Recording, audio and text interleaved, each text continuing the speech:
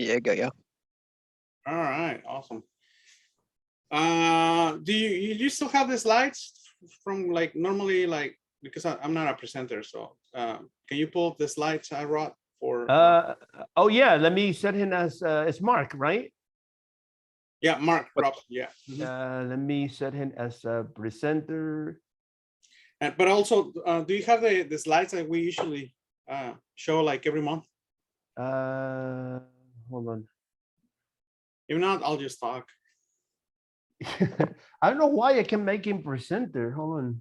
I just upgraded to Monterrey, and like a lot of stuff is like in a different place. Oh man. Yeah, I waited to finally, you know. Hold on, I'm just trying to get multiple. Mike, can you try to share something? Yeah, it says host disabled screen sharing. May want to stop the recording. Let's try now. Yeah, I got it now. Okay, here we go. All right. We don't see it yet, but No, Oh, I haven't shared anything. Do you need me to share? you can. Okay? Hold on. Let me see if I can. I'm sorry, guys. This is what happens when you upgrade. Sorry, technical issues. Yeah. What technical issues at a technical meeting? Yep. Let me show up our page, and We have to call IT, by the way. right. Oh, and then what they're gonna say is like, have you turned on your? You see it? your Okay. on and on? Right, they turn it off and on again. All right, so I'll start with the meeting this time. So Please. Thank you everyone for joining us. This are you recording or no? I am. Okay, Yeah. cool. I thank you guys for joining this month. We as you probably know, we announced it a few months ago, and you know we try to communicate it every time for the new members or new you know, people who never make it, you know, didn't make it previously but are coming back. You know, we Pacific Hackers, you know, we always been a meetup and a conference, but also we decided to start a nonprofit. So you know, we start with Pacific Hackers Association. So now we're a 501c3 nonprofit charity, and you know, what we're trying to do is basically what we've been doing for the last 5 years. You know, trying to help people to get into the cybersecurity community, but you know, we're emphasizing and we're focusing on veterans and underrepresented communities to get in, you know, into here. So far, you know, we started this in August. We've been doing some beta testing with some members. You know, they successfully well, I don't want to say graduated because we're not a school or anything like that, but we basically they went through our program. They found jobs in the field. Now I remember exactly where they work, if they work in Intel or Amazon and another pen testing company. But regardless, you know, we help them to get to that point, and that's how we measure success. You know, until you get a job in the field, that's how we're measuring success. And obviously we cannot do it without you, right? So whether it's money, time, you know, doing presentation, you know, coaching others, you know, if you feel like you have, you want to contribute to us, you know, please let us know. We'll let you know what are the next steps. Here's the website, pacifichackers.org. We're still working on the website, but you know, we have a home and about page and a donate button on the upper right corner.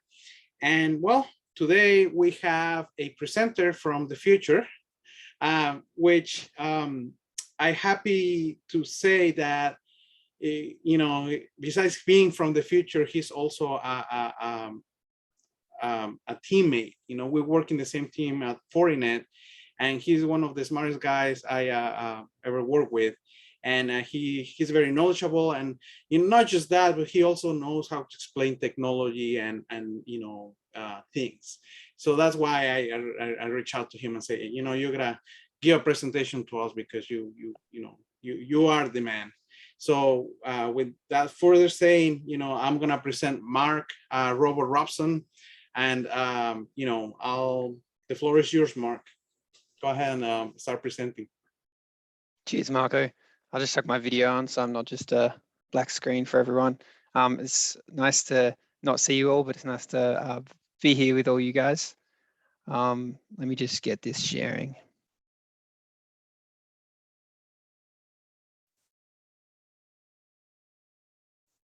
All right, you guys got it? Not yet, maybe, oh, here it is. Okay, yep. Okay, sweet. All right, so today I'm going to go over the threat hunting process and how you can use it to facilitate the indicator lifecycle. So when I was putting together this presentation, it was based off one that I gave internally to the MDR team earlier this year, just talking about kind of demystifying some elements of the threat hunting process and mapping it back to kind of the roots in the indicator lifecycle, which I would consider as kind of some base theory to do with how we do our job and how we process threat intelligence. Before we get into that, just thought I'd introduce myself. So I work, as Marco said, I work with the FortiGuard Responder team, so the Managed Detection and Response team. So we monitor, the EDR endpoints that we have all over the world, trying to stop any activity in customer environments, and that gives us good visibility, I guess, at the coal face of emerging threats, because we have a pretty good subsection of different industries as well as different regions. So yeah, it's an awesome opportunity, and we get to apply some of this knowledge that I'm going to talk about today. My background is earlier this year, at the start of this year, I left the military. So I spent 10 years in there doing electrical engineering and then cybersecurity related stuff. So my background's in incident response, vulnerability assessment, threat assessment, and then threat hunting. All right. For this presentation, stop me at any time, just jump in. I don't have to chat up because I'm in present mode, but just yell out and I can stop and clarify any of the points. This topic obviously is quite complicated when you link all the pieces together. So I've tried to carve out a section. I wasn't really sure of levels of implied knowledge. So if you do have a question, stop me and I can fill you in on some of the terms. All right, so today, this is what we're going to go over. So I'm going to introduce the indicator lifecycle, what it is. Then we're going to go over threat hunting definitions, try to cut through some of that marketing stuff about what threat hunting is, and then map that across the indicator lifecycle. When I say map, I'll show you how threat hunting is really an extension of enabling the indicator lifecycle, and also how it can better facilitate that. Then we'll go through some takeaways, and then I'll questions at the end if you guys don't want to interrupt me. All right, so the concept was originally introduced by Lockheed Martin alongside the cyber kill chain in a really long titled document called Intelligence-Driven Computer Network Defense, informed by analysis of adversary campaigns and intrusion kill chains. So back in 2011, Lockheed Martin introduced that, and it's really formed the basis of a lot of concepts that we apply from at least the defender perspective to do our job better. All right, so it introduced the kill chain, it introduced the indicator lifecycle, and it introduced something called defender courses of action, which I think we'll go over soon. Now, focusing on the indicator lifecycle, it defines 3 states and also the requirements for the transition of the states.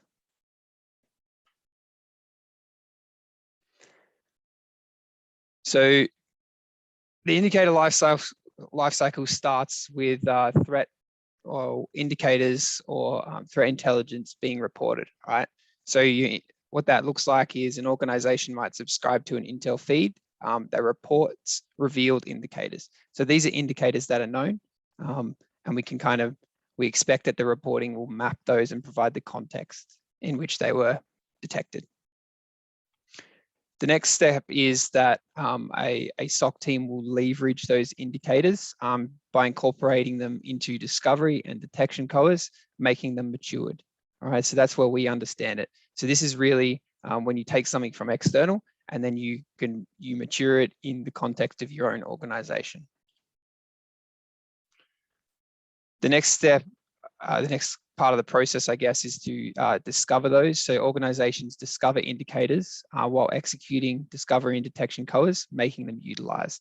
So this is where we might perform deliberate activities to try to identify those indicators inside our environment.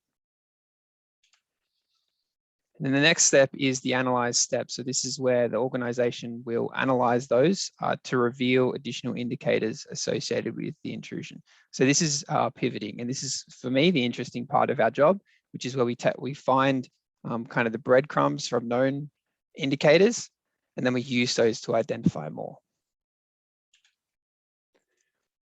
So the loop really occurs there, moving from the analysis to the leverage. So as we find those new indicators, they basically form the report function and they become revealed, and then the cycle continues. So as an example, what that might look like with some practical IOCs, you receive a threat feed, right? Your team might pull out some indicators. So these are some ones from, RAAF indicators from earlier in the year. So we got some IPs there and we got some domains. All right, so these, at this stage, the indicators are revealed, all right? So then we can leverage those. So to do that, we might do something like configure the border firewalls to block the IPs, sinkhole domains at the endpoints, or through your DNS server. We also might build some detections inside our SIEM that will alert us when those IPs pop up or we see any comms to or from those IPs.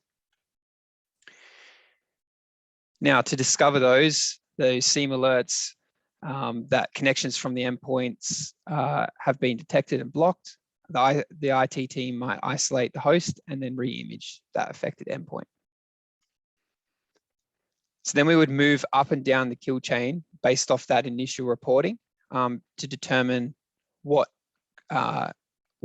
indicators we might have missed and whether there's anything else that we can start adding to our set of detected IOCs so that we can continue to be effective against that particular threat. Now, from our experience, Marco probably has some examples of this as well. This is what we often see from customers. So that feed will come in, they'll put the blocks in place, or they'll put their detections in place. The SIEM will alert it. So for example, in this one, we might start to see that the SIEM alerted on a communication to a malicious domain, right? So in this case, cashcow.ai. That was blocked. The IT team identify the host and then re-image. Then we usually see the team mark that as job done. All right, so they'll isolate the host, they'll re-image it, and then that's it. So the failure to perform the analysis is there. Now, what that means in this particular instance, all right, is we had a set of IPs that were provided, all right? Those IPs actually mapped to the initial exploitation that RAAF conducts, okay? And the domains mapped to C2 following the implant being successfully delivered and executed in the environment. So we detected and mitigated here, but the customer in this instance failed to identify that they'd already been compromised. And so because they didn't do that analysis step, they weren't able to determine that there is obviously a vulnerability that the adversary can move to gain access to the environment. And it's likely coincidental that they were unlucky that they were able to block the activity, at the C2 stage, that they had some indicators for the C2 stage. So really, positive hits on a known atomic IOCs should be analyzed in the context of a full intrusion. And that's super important. Now, I know that this might sound super obvious, but we see time and time again that this doesn't get done. So Marco and the rest of the team will be sending out notifications to a customer, usually the larger customers, saying we've identified this activity in your environment. This is indicative of this actor. You should look here, here, and here. And often we'll hear nothing back, or we'll just see the endpoint drop off and then come back on a day or two later. All right, we don't get a follow-up, or they'll message back and say, don't worry, we've already re-imaged that host. All right, so it's a failure to do that initial access. I'll come back to what that means shortly. So why is this so hard? Why are we not able to facilitate this? It really starts with the reporting stage, all right? So threat intel is not filtered for relevance.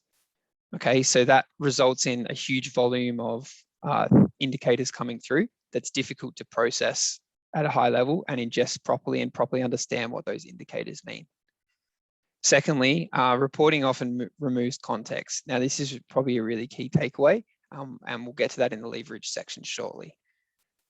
Context makes the data structures difficult to manage and understand. So, we might have seen a MISP instance stood up, which does give you some of that additional context, but that's not all used, and it's often difficult to make those data structures readable for us as analysts and also readable for automated tools or the applications that we're using to process that data. So what this starts to become is an IOC lifecycle, not a detailed indicator lifecycle, right? With that additional context.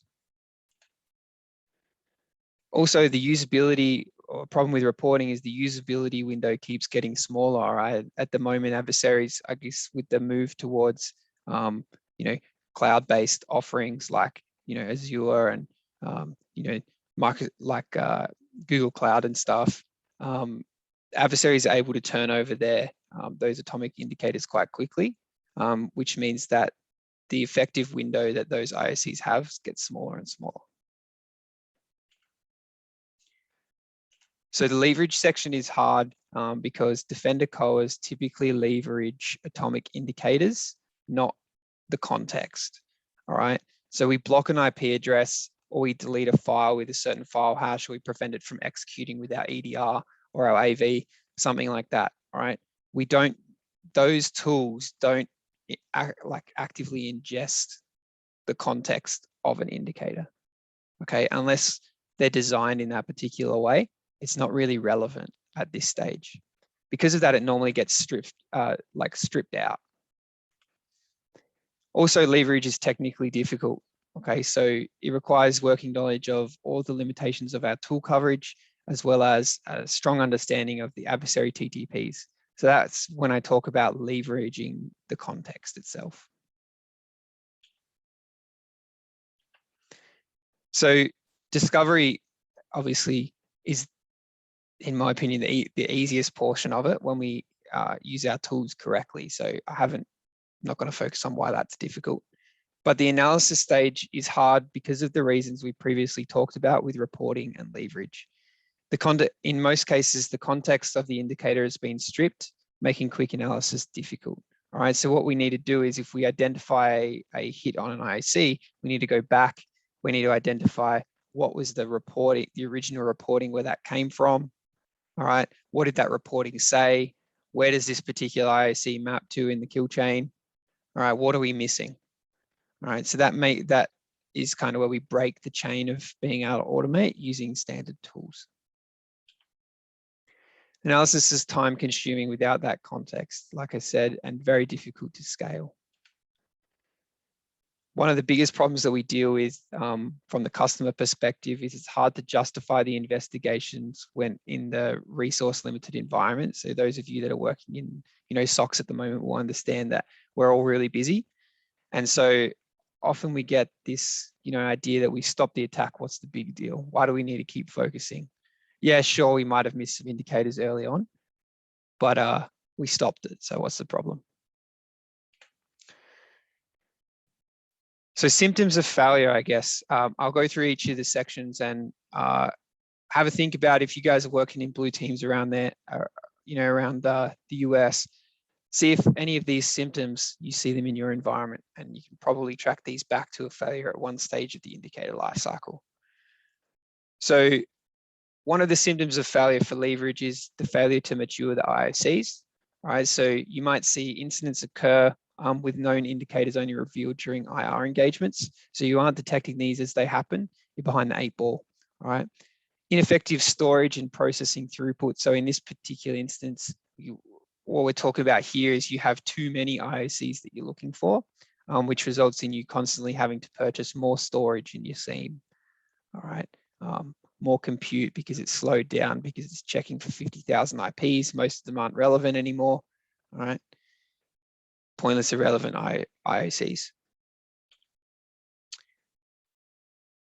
So symptoms of failure of the discovery stage is delayed discovery or no detection. All right, pretty straightforward. And then failure to analyze, typically we see, like I talked about with our customers, we would see repeated intrusions. And repeated intrusions that when you do the analysis of the incident, it could be tracked back to the same root cause. So if we go back to, here, what we usually see there is that the adversary continues to use these same initial access methods, these same exploitation methods, same delivery methods, but we're only blocking here at actions on target or C2. All right, that's a result of failure to analyze. So what does this have to do with the indicator? What does this have to do with threat hunting? All right, before we jump into that, I'll just go through some quick definitions. Now, I'm not interested here in defining what threat hunting is. I'm sure that you guys have all seen it before or heard it around the traps, the term used. So I've just taken 3 offline, 3 from, various vendors, and we can start to see some commonalities in there. All right, so in this one, we've got proactively and iteratively searching, advanced threats, and evade existing security solutions. In this one here, we're seeing similar terms used, some key elements inside there, and this one here as well. So taking those key points out, all right, proactive. So proactive should be considered relative to the adversary's actions on objectives. So going back to the kill chain, right? What does proactive mean? Okay, we can't really see into the future. As much as me being ahead of you in a time zone means like, we can't look that far ahead. All right. So proactive refers to before the adversary gets done what they intended to do in your environment. So detecting them early in the kill chain. When we're performing threat hunting, there's always a defined threat. So it's a discrete activity and we're looking for something in particular. We don't just do a threat hunt that says we're looking for bad stuff, okay? That's not a very targeted approach, and it's typically going to result in a waste of time. The last one is, somewhat controversial, but we aren't using atomic IOCs, at least as the basis for our threat hunt. All right. As you can see from those definitions, we're looking at things that haven't been detected through existing solutions. Okay. If we are automating the ingestion of threat intel feeds, we're looking at those atomic indicators, right? We should be detecting all of the known stuff. Threat hunting should be looking for the unknown. All right. So with this threat hunting, which I'll go through a couple of steps that you can use as kind of a high level practical way of doing it.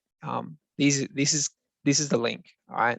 So what we aim to do is build a model of what an intrusion by a particular threat would look like in our environment. We use this model to identify where to look for indicators. But when we talk about indicators, instead of focusing on the atomic indicators, we will focus on the TTPs and behaviors associated with relevant threats. So kind of think of it as previously the issue that we were having with the indicator lifecycle, as I talked about earlier, was we were removing the context from those indicators, which meant when we got to the final step, once they were utilized, it was difficult for us to track back. So the way around that is only focusing on the context, and you make the context your indicators, okay? Which means that at the end, the next step is easier. Doing that analysis is easier, all right? So to do that, threat intelligence should identify the threats that are relevant to our environment. So that means instead of when we're looking at, like, say, a blog online, and you might see a threat and you might go, is this relevant to me?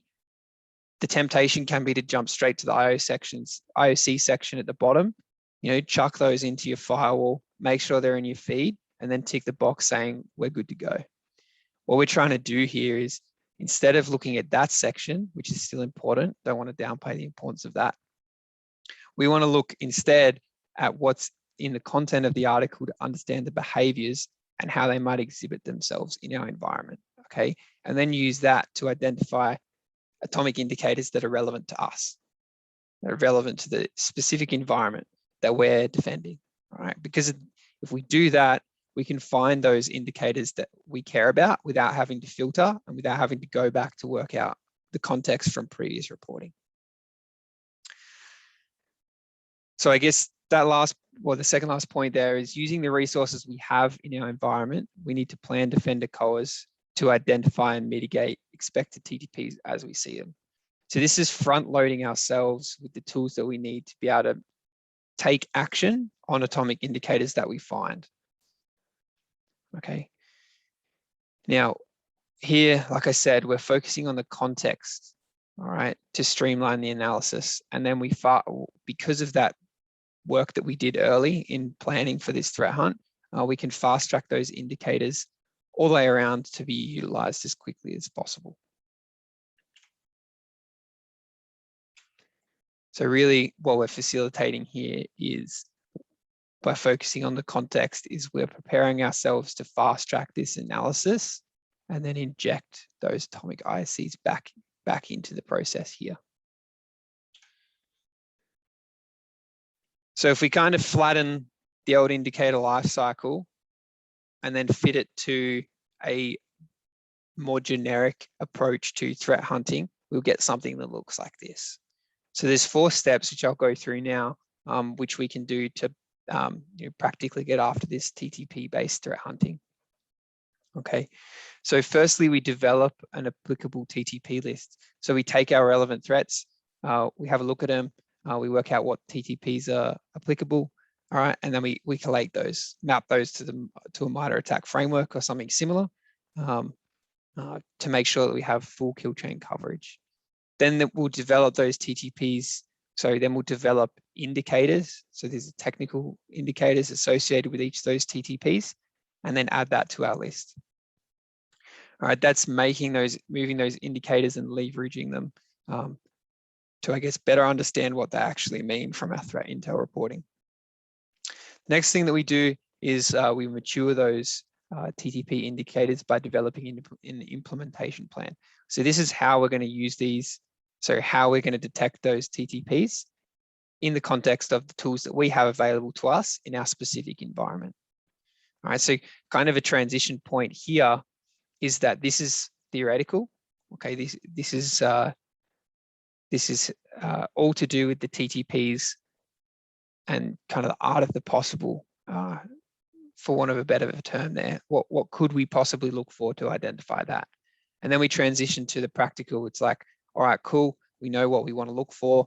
Can we get that? And how do we get that? And then the last part is where we utilize it, is where we execute the hunt. So we go through our plan, we try to find those TTPs. So going through each of those steps in a bit more detail. So when we're developing this TTP list, it needs to be task driven, all right? So skipping to the bottom points there, we need to understand what our threat hunt is looking for. So we're hunting for evidence of a particular threat actor, right? Are we looking for evidence of a vulnerability being exploited in the context of our environment? Or are we hunting for just a particular TTP? So thinking back to, recent blogs you might read, or I know you guys are heavy red teamers. If you guys are developing your own exploits, kind of flipping it on its head and trying to work out how might this look if this was if this was used against me, okay? From that, we take that list of TTPs, map to the MITRE framework. That's my preferred framework to map it to. What are the technical indicators of these? All right, so the last point there that I got on the left there is not bounded by the technical limitations. All right, in here, we just want to be looking at what possibly we could find, what possible technical indicator, what piece of information could I find from that endpoint or from the network traffic that would allow me to identify this activity. The reason why that's so important is because we might not have, in the next step, we might not have the capability to detect that now, but taking note of it here, if we constantly say we can't get this one particular technical artifact that we need to be able to detect this TTP, if we see multiple TTPs that all need that same artifact, what we've identified there is a gap in our tooling, right? And that's something that we internally might want to invest in with potentially a new product, or invest time in making sure that we adapt our tools that we do have to make sure that we can detect that in the future. All right. So the output of this stage, sorry, just going back from the TTP list, back to the TTP list here, is the output is a consolidated list of TTPs that we aim to hunt for in a particular activity, mapped to the kill chain, mapped to a particular threat. All right, that threat being a vulnerability or a TTP or an actual threat actor. The output of the second stage, which is where we're converting those to indicators, is the consolidated list of indicators mapped to those TTPs that we're planning to hunt for, mapped to the kill chain, mapped to the threat. Okay, so this is just a progression of that initial list. I'll go through an example of one of these that we've produced soon. So this is the hardest bit, in my opinion. Okay, so this is the bit that as defenders, we need to, this is where we should be focusing our effort on, right? So this is where we convert, the art of the possible that we developed in the TTP indicator list. We work out how we're going to do that with the tools that we have available to us. Now here, you'll see it in the example. I like to break this down into discovery and then detection. Okay, so discovery is looking for historical evidence of a particular TTP, and then detection is making sure that we're able to detect or we're alerted to new activity associated with these TTPs. Okay, so think of discovery as active, so we're going out to look, has this happened before, and detection as passive. So my tool is going to be telling me when this happens again. Okay, so this is like tuning your seam rules, things like that. What rule might we add? If we suspect it's this particular actor, what artifacts are we going to pull deliberately to try to find those indicators? The output of this is that we have a consolidated list of identification, which is that discovery and detection COAs, and also mitigation COAs. So this is something that's kind of an optional component of it, depending on how your team's broken up. But during this stage, what we would also develop is a set of mitigations that combat each TTP. So if we see a phishing email that comes through and we identify it through our discovery, how are we then going to stop this from occurring anymore? Like, how are we going to stop this phishing campaign from being effective in our environment? Which is effectively how we're going to use the atomic indicators that we find. How are we going to apply those to make sure that they can be utilized? And then the interesting bit, the fun bit, which is executing the hunt.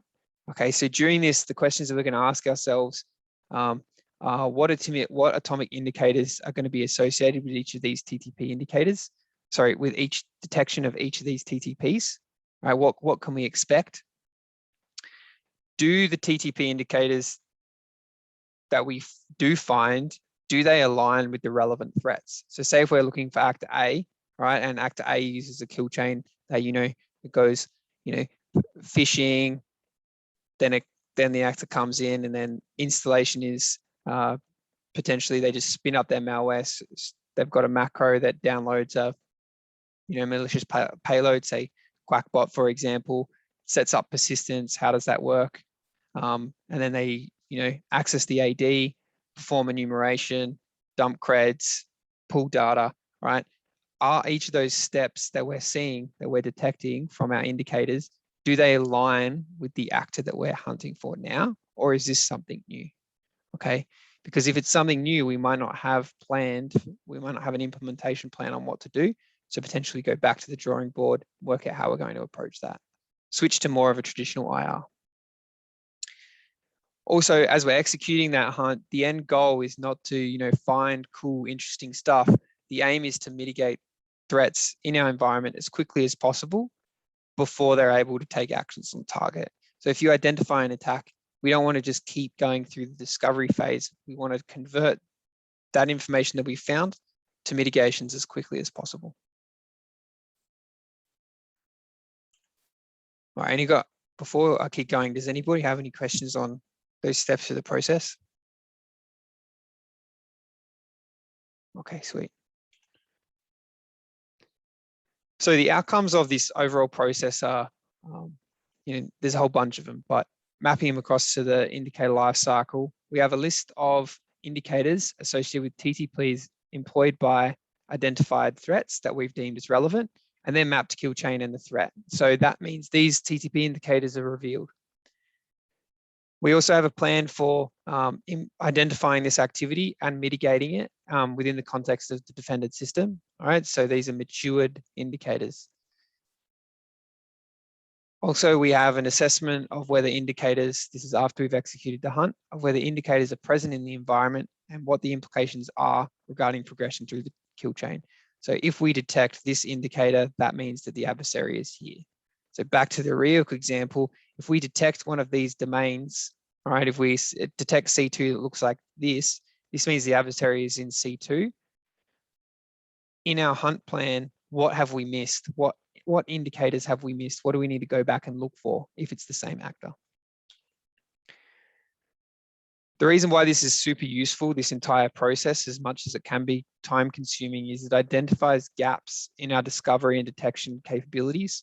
So that conversion to the implementation plan lets us identify what are we going to miss, okay, which allows us to prioritize resources and work out, what we might invest in terms of more technology or how we might refocus our efforts.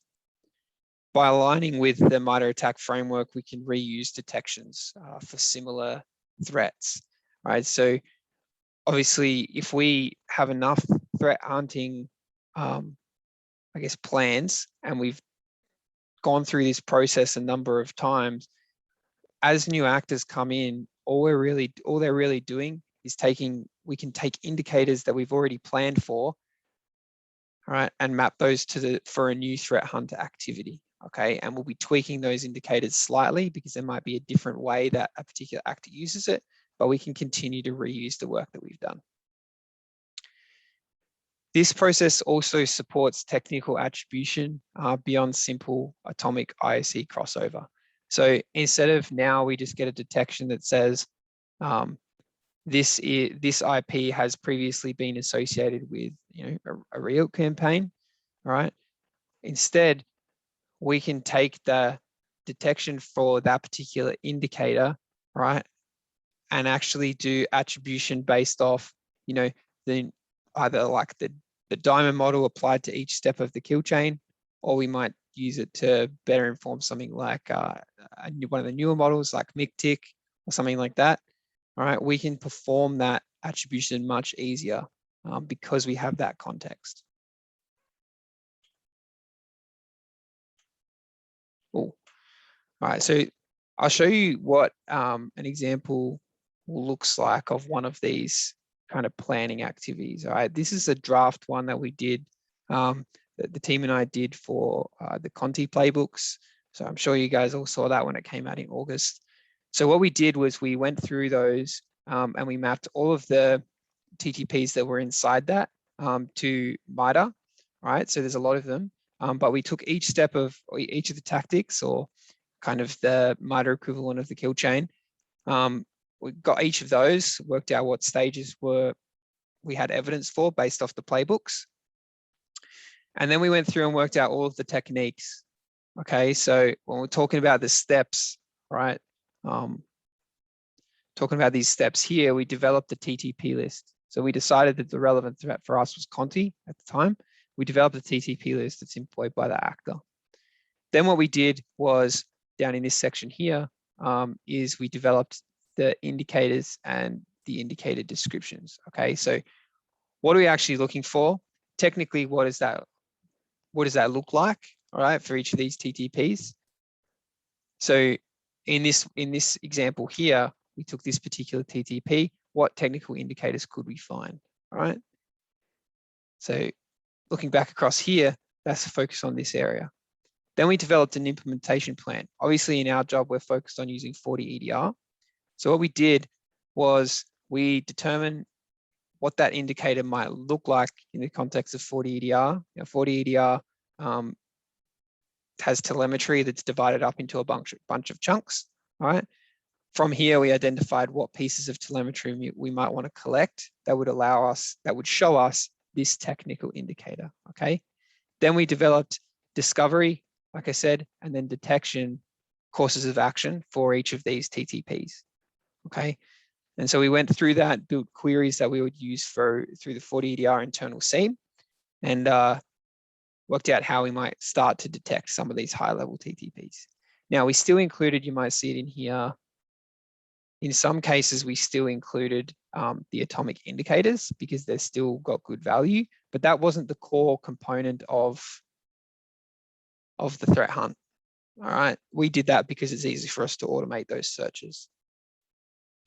But yeah, this is how we practically go through the process. Now, these eventually get updated into an internal library that then get applied to a customer's environment, but that's practically an example of how it might look like. We've restricted these to be within the scope of our tools, okay? So discovery, some of that's a bit more vague because it's related to how the IR team would do it. And these ones here are a lot more specific because this is where our team's focus is and we have good access through those detections. Anyway, jumping straight back into this.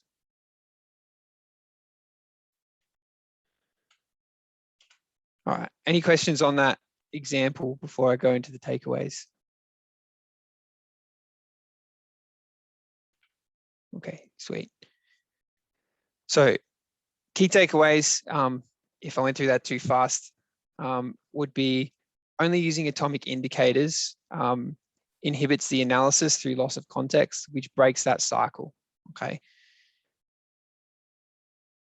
That doesn't mean what I'm saying is don't ingest atomic indicators and use those to mitigate activity in your environment. It's easy to implement, but it's incomplete and often it's nuanced, right? There is issues associated with it if that's all you do. Threat hunting allows us to follow the indicator lifecycle by only focusing on the context, which is a required step of that analysis stage, right? With the threat hunting, we look for what we don't know yet. And so we're able to quickly and in a targeted way, identify those atomic indicators to allow us to quickly take action and mitigate observed activity. All right. If you find indicators through your threat hunting, given you're only looking through your environment, they don't need to be filtered. All right. You've got relevant, actionable indicators straight off the bat that you can trust. You know the source of them, and you know that they're going to, give you the ability to take action quickly. With that in mind, the threat hunting process can be time intensive, and it does require you guys to do it in a dedicated way. And often you might not have the resources. But the takeaway point for anybody going forward from this is, even if you are in a small team and you don't have a huge amount of resources to do this in a really deliberate way all the time, when you're reading through those blogs about emerging threats, or you're listening to a brief at a conference or something, instead of just thinking about the quick wins, the quick IOCs, if you're thinking about a campaign that's going on, is start thinking about the TTPs and how they would exhibit themselves in your environment, and focus on building your detections around that. So don't just skip straight to the IOC section at the end. All right, so what's not covered in this presentation? So I haven't gone over Defender colors in depth. I could do that later date if that's something that you guys are interested in. Haven't gone over how to determine relevant threats. Also how to prioritize threats when everything is a relevant threat. We need to be I guess, to jump into that a little bit. We need to try to focus on what's relevant to us in terms of our geopolitical region, our industry, and then current campaigns that are ongoing. That'll let us focus on what's really important. Also not covered is how to convince your boss to dedicate time to doing this stuff. I think that this stuff is the most interesting, and develops, like, the process of going through that threat hunting planning gives us the most in-depth understanding of adversary TTPs and improves our ability to do our job. The other thing that's not covered here is how to tell marketing people to stop calling IP checks threat hunting. It's definitely a marketing buzzword, but this is my interpretation of how we would get after hypothesis-driven hunt and combining that with TTP-driven hunt. All right, that's it for my presentation today. Does anybody have any questions on the content we went through? Any comments? Anyone want to dispute the point of view? What do you think about the saying or the expression, defenders live in standards and frameworks, attackers live in real time with motivation? I think that the attackers can be much more flexible with their approach to an intrusion. They can flit around between the tools that they apply in their environment or as part of an attack much more easily than defenders can. We're kind of, as defenders, in my opinion, is a slow moving beast because we have to do things at scale. So that is why I think defenders are very focused on frameworks because it's the only way for us to prioritize. We can't be as ad hoc as an attacker might be. That's kind of my 2 cents. So while it can seem a little bit stifling at times to focus on the frameworks, it's the only way for us to get ahead, in my opinion. When you're in a smaller organization, you know, a smaller network, it's much easier. Defenders can be much more free and move away from using things like frameworks, but that doesn't scale. So that's why I think different approaches.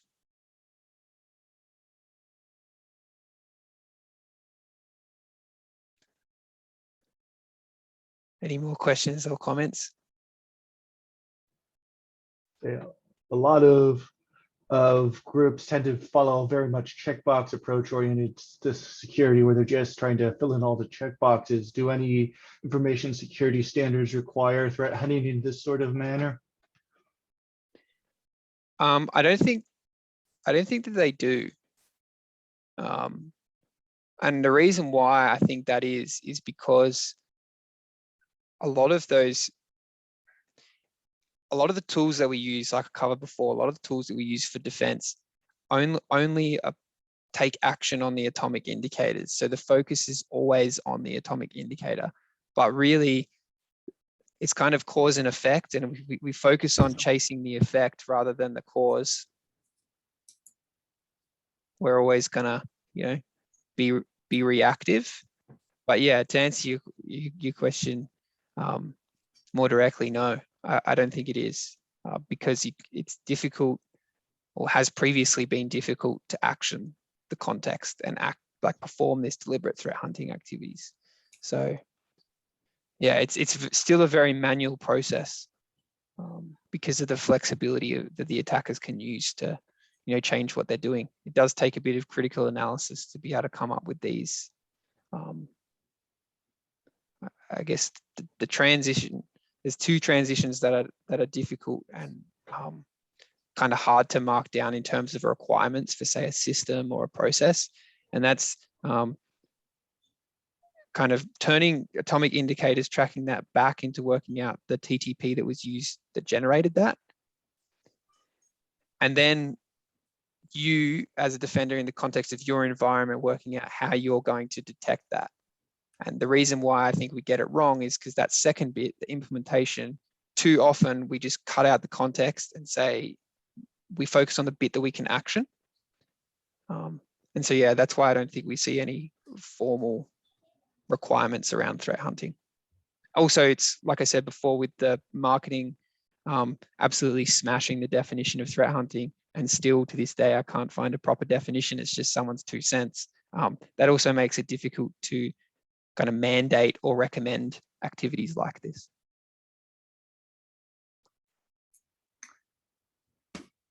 Yeah, I have a question. When you try to map the indicator, when you're working with the MISTR framework and trying to map the indicator with a kind of specific signature. Do you try to kind of use it against different products? For example, you want to see if it is in the endpoint product or it is in the network, Palo Alto firewall or Zeek or network. Or you just limit it to particular types of product that you're looking to collect from, or like Windows? Yeah, so that's why we going back. Like I said here, this one here, we don't focus on any limitations. All right. So in my previous role, so as when I was working for the Air Force, right? The way that our capability was designed is we had people that focused on network and we had people that focused on endpoints, so host-based detections. Okay. The reason why we did that is every single TTP we would look at from both of those aspects. Does this generate network artifacts? Does this generate host-based artifacts? Okay.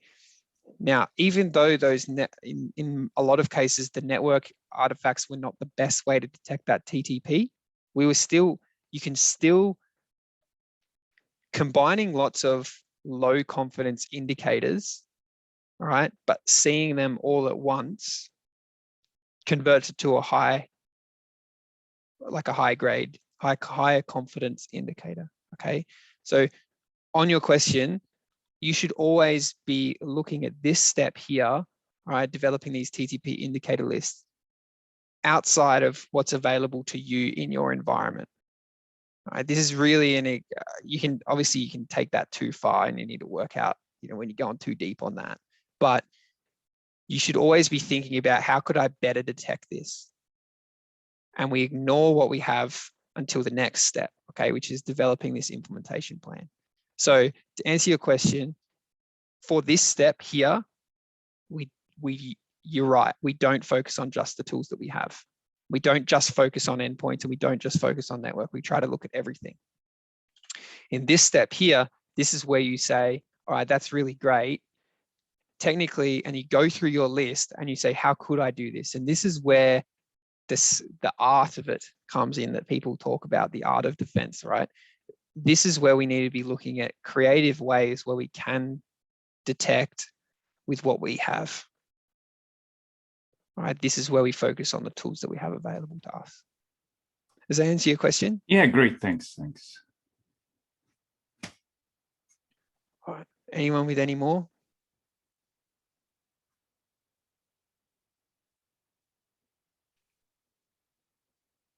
You guys are quiet. They're processing all this stuff.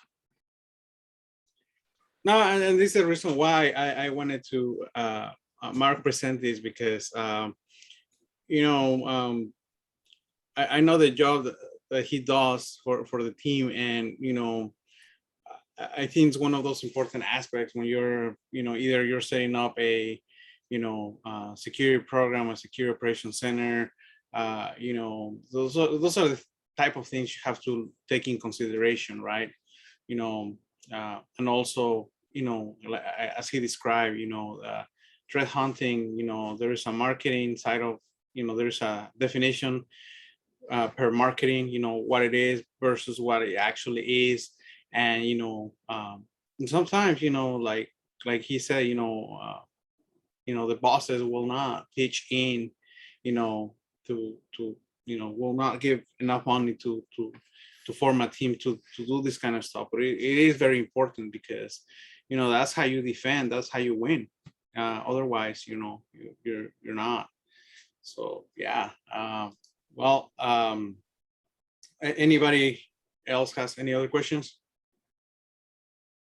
Hey, Marco, I just want to jump in on that one, because there's a good point to be taken from that. If your boss doesn't let you do threat hunting, that's okay. You can stop here. All right, but every time we're reading a blog, every time you're sitting through someone's technical presentation about a new, an intrusion analysis, a new threat, you're on Twitter, you're seeing a new set of IPs, okay? Try to understand how those IPs were generated, all right? We see constantly, like, Quackbot's been around since 2007, right? And it's just recently hit a resurgence, for example. It's because it's so resilient when it comes to changing its atomic indicators. All right, but if we can look at the TTPs or the features of that tool and what the indicators might look like, and we can still develop the detections that were effective in 2008 are still effective today if we look at it from that particular level, right? So if you're reading anything, kind of mentally try to go through this process of, all right, what are the indicators here? Okay, regardless of how I would detect them. And this is super useful when you read something like, I work for Fortinet, right? I'll be reading Cisco blogs, you know, I'll be reading, you know, CrowdStrike blogs, SentinelOne blogs, all that type of stuff. Now they all present their indicators, because we kind of have to as vendors, in the context of this bit. What we need to be doing is trying to reverse those, go hold up, go back, read through the article, go back to here, and then make the jump into our context. All right, so the value of the threat hunting process, in my opinion, is less here, as strange as that sounds, but it's more in this planning process, because this is the bit that'll let us fast track indicators through that cycle. All right, so if your boss doesn't let you do it, or it doesn't let you dedicate time to threat hunting, at least you can go through this bit and you'll identify deficiencies in your ability to detect at this stage here. All right, so you can use that to ask for more resources. You can say practically these threats. So you can, you know, back when we talk about relevant threats, you can say, or you work for a bank. We've experienced a significant uptick in the last 6 months of banks being targeted by this particular actor. We are unable to detect these TTPs, which are employed by this actor, because we don't have the resources, because my system can't see that, because the license that we purchased doesn't let us, you know, dive deep enough to find the atomic indicators. They're the type, you can use this process to, you know, justify those purchases. Yeah. All right. I have one more question. Apologies, maybe you covered it earlier. So when you run the threat hunting, you know, like, again, if you have a large amount of data, you know, you're going to be limited with the platform you're using for running the searches or the queries. So just trying to have an effective threat hunting, like what, you know, goes like 6 months, go back to search for it, or 3 months. I'm just curious what would be a good way to approach it, or just narrow it to specific few weeks or days. What do you think it is? Yeah, so I think it really depends. Now, like in this slide here, you can see different outcomes define different approaches. So when we're a threat hunt, right, is a discrete activity. All right, so what you need to be kind of working out there is, what am I trying to find? And if you produce that idea and then you go into this planning process with that, that will answer that question for you. So let's say that you read an article that says that, let's take proxy shell, for example. Starting on August 25th, pretty much after Orange introduced his proof of concept code, a couple of days after that, stuff started just absolutely lighting up. So what you might do from a threat hunting perspective is you might say, we have an Exchange server. These threat actors have been known to be actively exploiting proxy shell. I'm going to look for evidence from the 25th to now indicative of a proxy shell initiated intrusion. And that would be your threat hunt. All right, so that's the discrete outcome for that activity. All right, so when you determine how far you go back, that should be based on what your outcome is. So if your outcome is you're hunting for previous activity associated with this particular actor, I mean, you look back through as much data as you can. But also, when we look back to, I won't scroll through, that'll take way too long. When we look back at, you know, the kill chain here, when we do our threat hunt planning, we should be looking at mapping those TTPs to each of these steps. Now you can choose to prioritize your threat hunting, and it might be a discrete activity that goes for 6 months. Now you might do one threat hunt that lasts 6 months. First, you might focus on TTPs here or actions on target here to work out if you've been popped previously, and then you might work backwards, all right? Often we find it's best not to move forward from my experience, because if you're stuck here looking at, delivery or exploitation and they're already in your network, right? You probably want to be mitigating that before we start trying to backtrack and find indicators associated here. All right, so your question was, how do we determine the start or end? Yeah. You determine it at the start and you define your activity. Oh, great. Thanks. That was very helpful. Thank you. All right, any more? I got plenty of time, guys. So, Yeah, those are great questions, and definitely great answers. So thank you so much. Any other questions, guys? I know, sometimes you guys are shy, so just keep them coming. Otherwise, we have to pass on to Erwin, and you know how that goes. Oh, dang. so I mean, like- you're not wrong. So how we practically apply this with the FortiMDR team, it's something that we're trying to build into our service more at the moment. But what we do is we determine the relevant threats for a customer, like I said, based on their size, their geopolitical region, as well as their industry, and work out what actors are targeting them. And then we can take a look at their infrastructure, and if, let's say, they're running an exchange, they're running a bunch of web servers, we can look at current campaigns that are targeting that. And then we produce one big prioritized threat list. And then based on that threat list, we have a standing set of threat hunt, we call them threat hunt cards, which are pre-planned for each of the TTPs that will be employed by each actor. As a new TTP comes out, so new emerging threats, we develop another threat hunt card that allows us to look for those evidence of those TTPs. For each customer, we get in that relevant threat list, that prioritized threat list, and then we take that and then we get our huge database of indicators, and we chuck all that into it, and we take all of the relevant TTPs, put it in a big list, and then through our internal systems, we have that mapped directly to threat hunt queries, right? That would allow us to detect those particular TTPs. We put those in a customer's environment, we tune them, and then they're set up to detect. All right. If they ask us to do discovery, then we do discovery and we look for historical activity. But a lot of our stuff is all about preparing an environment for that detection piece. So that's how we get after it. Now we're lucky, well, lucky and not lucky at the same time, I guess, is that we are restricted to the tool, which is in our instance, FortiEDR.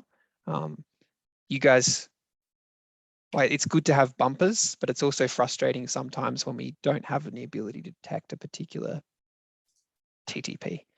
Now, we always have full kill chain coverage, but often one small piece of the TTP, one small slice, we can't get. You guys in customer environments where you've got access to network, you've got access to multiple, data sources, you guys are really in the best position compared to us to be able to make sure that you can tick off every TTP.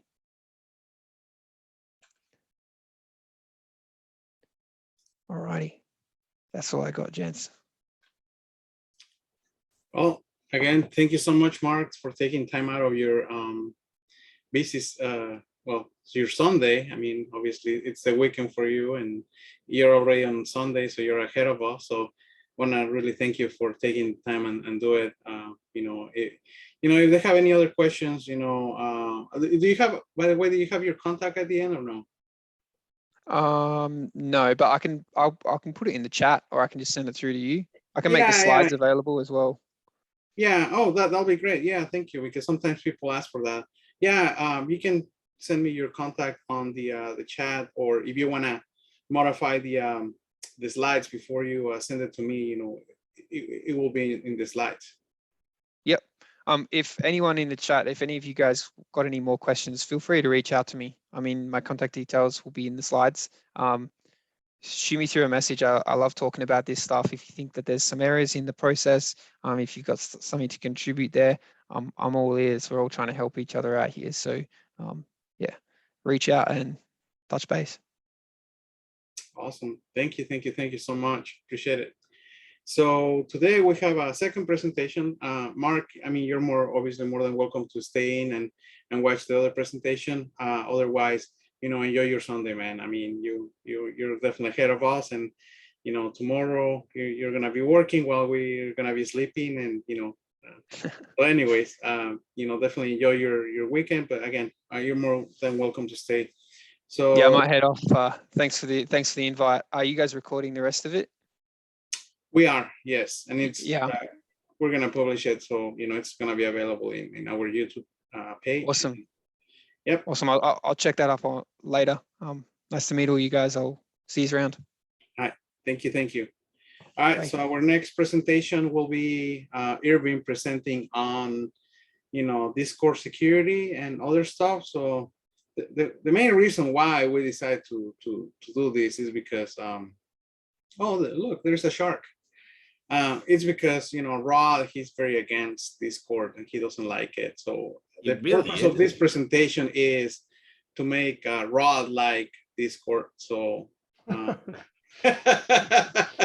That's the whole purpose why we're gonna spend the next hour. Yep. So we're gonna. The mission is to convince Rod that Discord it's working better than Slack, and we're just trying to move away from Slack to Discord and stuff like that. So Yep. Anyways, with that, the floor is yours, man. Thank you. I think Rod has to make you a presenter, I believe. Go ahead and make me a presenter, actually. Yeah, you can make Braulio the presenter. Okay. Yeah, I'm gonna go ahead and share my screen. Awesome, thank you. So while Braulio gets ready, hey everybody, my name's Irvin. I'm on the board at Pacific Hackers, and I create cyber competitions for the Bay Area, California, and Florida. As Marco said, we're gonna do a presentation on Discord security. We actually do this as part of the summer camp training every year. So it was in our wheelhouse to share some of the things that we do to the servers that we run and share with you guys. Braulio has put together a presentation. He is part of the team who runs the summer camps and the cyber competitions, along with Karen, who's here as well. So feel free to ask us any questions in the chat. I will turn off my camera and mic and let Braulio take over. All right. Yeah, originally, I actually worked on this with Max, who's also on the team, but he had some personal reasons he couldn't come. But this is dedicated to Max, I guess, since he couldn't be here, unfortunately. All right. Go ahead and share my browser. So yeah, we got some context onto why this is this presentation is a thing. Have some doubters, I guess, for Discord, and don't get me wrong. I think Discord and Slack both have their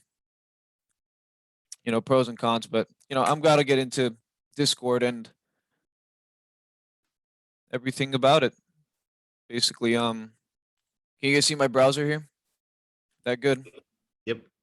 All right. Cool. All right. So first thing I'm gonna do, well, in order to get started, we're gonna need a Discord account. So I advise, if you want to follow along, I advise you make a Discord account, and you could actually replicate a lot of the things I'll end up doing.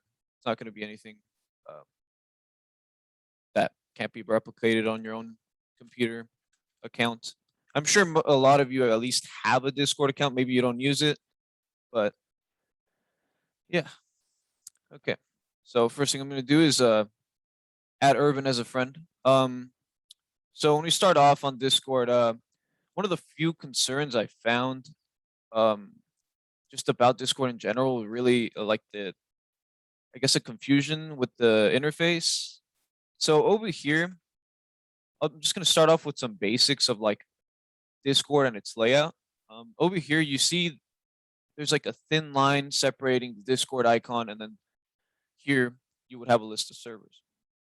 And you're possibly part of a server. Here, I only have one server. I mean, this isn't my main account, but you know, yeah. So yeah, below this line, you're gonna find your servers, and you know, you could explore public servers and everything. You can create your own, and above it, you'll see your list of direct messages. So I haven't actually messaged Irvin at all.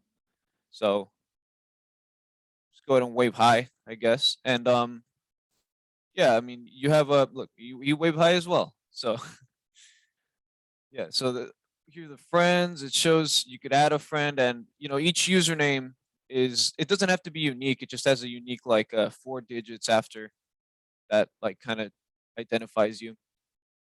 Yeah. So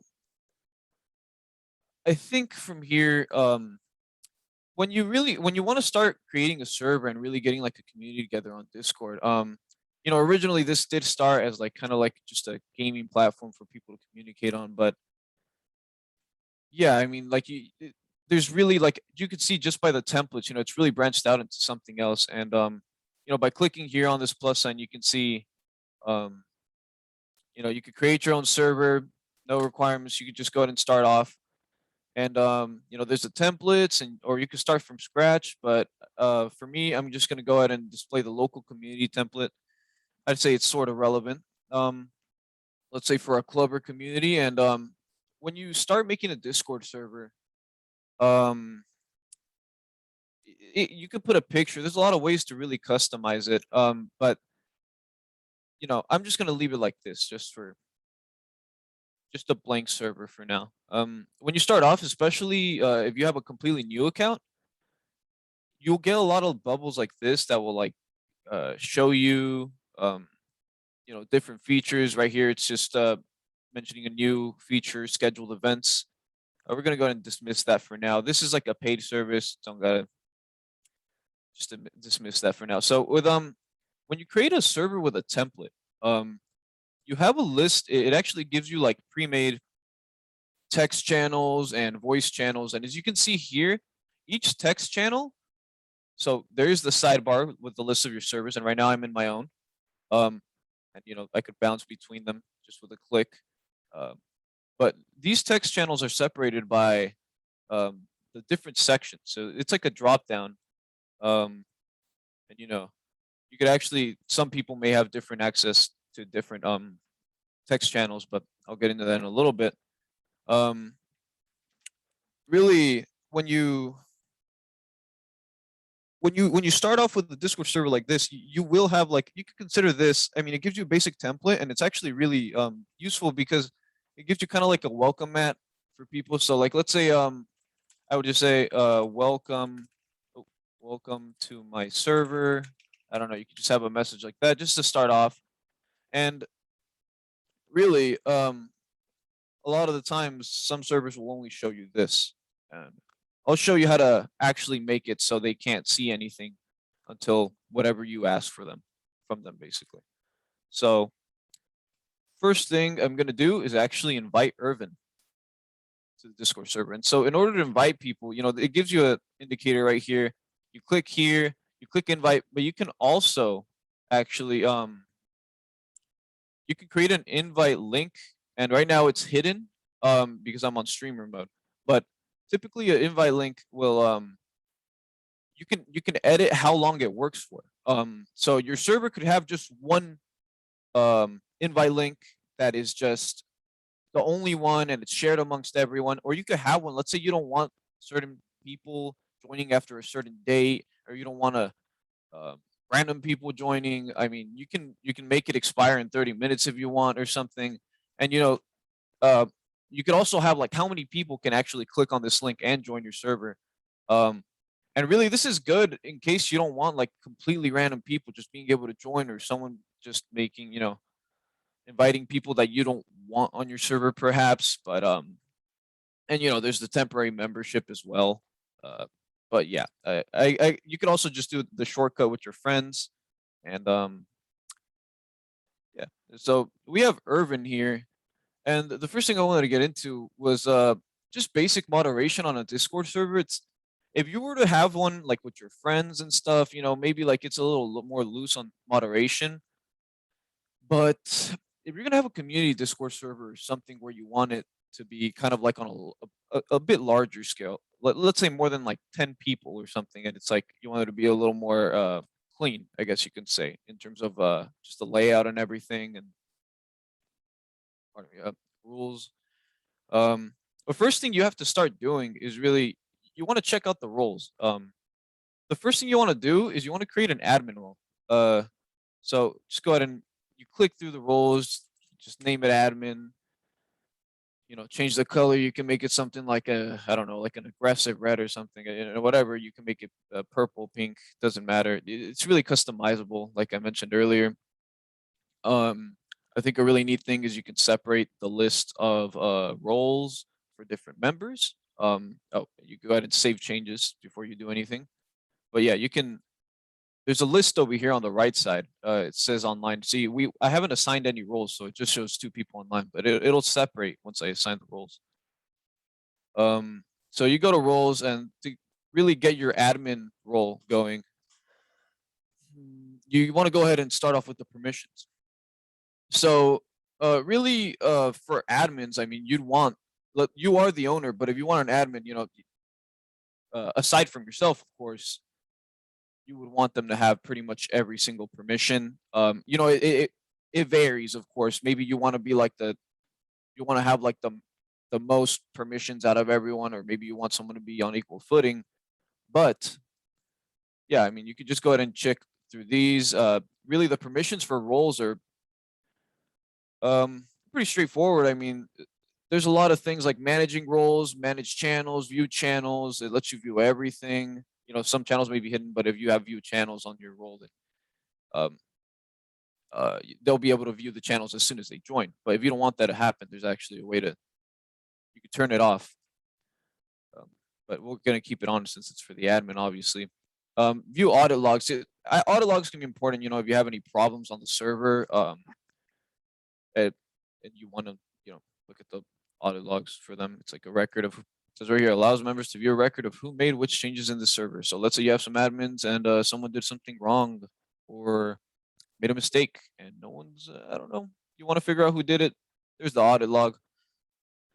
Here allows manage servers, create invites. So, you know, you can, if you have like another role, which is just for like a regular member of the Discord server, sometimes you'll be in a Discord server where you can't create an invite once you're in. So like this actually, if you disable this for someone, we're going to keep it on for admins, but if you disable it, you know, it's like, so they can't just invite whoever they want into the Discord server. But if you want them to do that, then go ahead. Change nicknames, kick members, ban members. That's pretty self-explanatory for an admin role.